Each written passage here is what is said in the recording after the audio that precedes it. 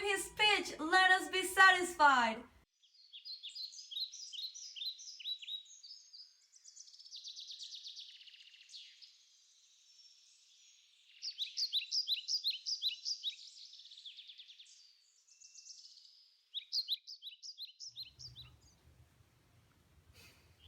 Romans, countrymen, and lovers, hear me for my cause, and be silent that you may hear. Believe me for my honor, and have respect for my honor. Censor me in your wisdom, and awake your senses, that you make the better judge. If there be any in this assembly, any friend to Caesar, to him I say that Brutus' love to Caesar was no less than his.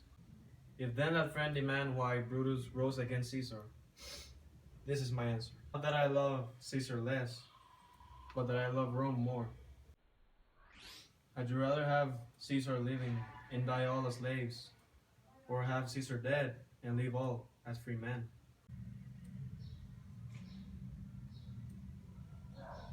As Caesar loved me, I wept for him. As he was fortunate, I rejoiced at him. As he was valiant, I honor him. But as he was ambitious, I slew him. There are tears for his love, joy for his fortune, honor for his valor, and death for his ambition. Who here is obeys that can be a bondman?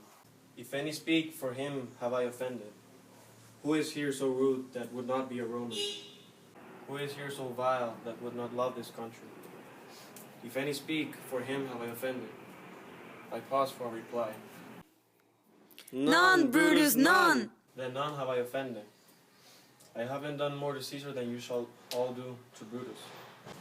The question of his death is enrolled in the Capitol, his glory not extenuated, wherein he was worthy, nor his offenses were enforced, for which he suffered death.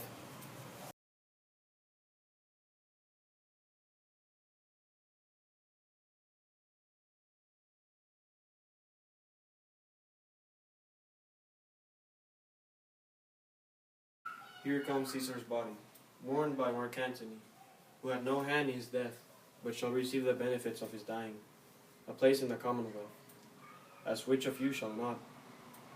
With this I depart, that as I slew my best lover for the good of Rome, I keep the same dagger for myself, when it shall please my country by needing my death. Countrymen, let me depart alone, save I alone, till Antony have spoke.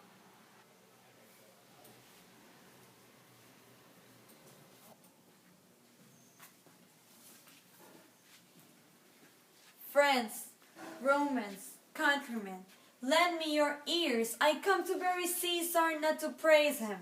The evil that men do live after them.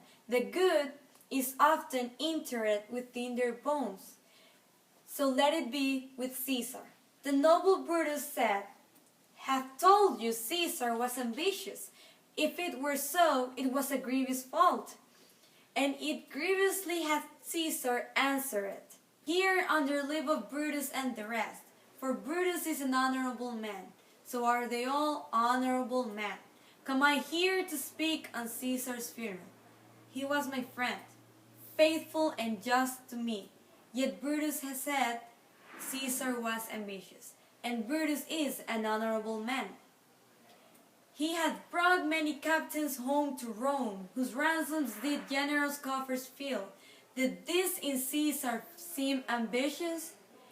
When that the poor have cried, Caesar have wept. And ambition should be made of sterner stuff.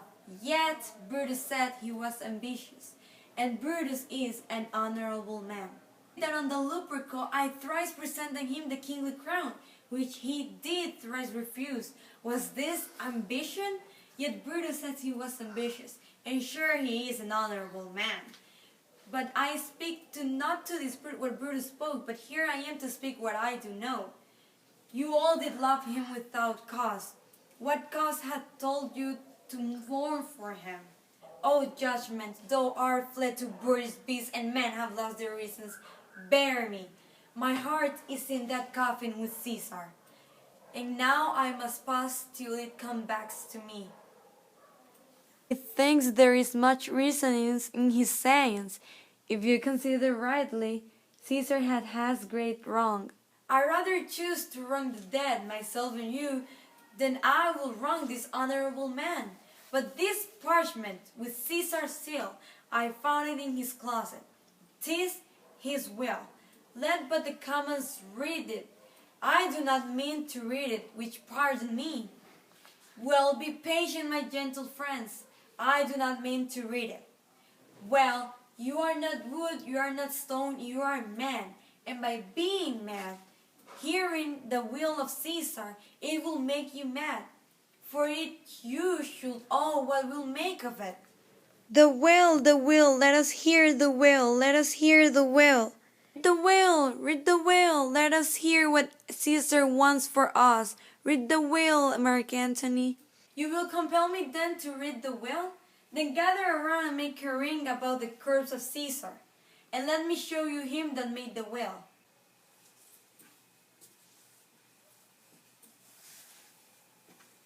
This was Caesar's favorite mantle. I remember when he first put it.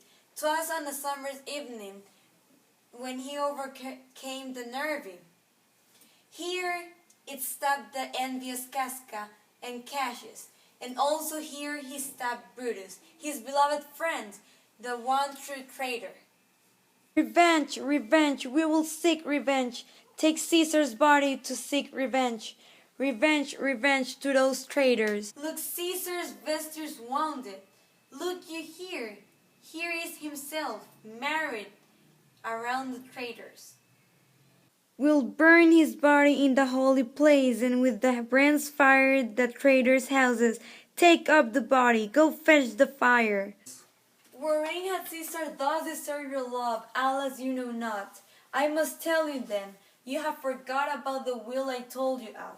To every Roman citizen he gives, to every several man, 75 drachmas. He has left you all his walks, his private arbors, his new planted orchards. He has left them all to you. To his hair forever's common pleasures. Here it was a Caesar. Where can you find such another?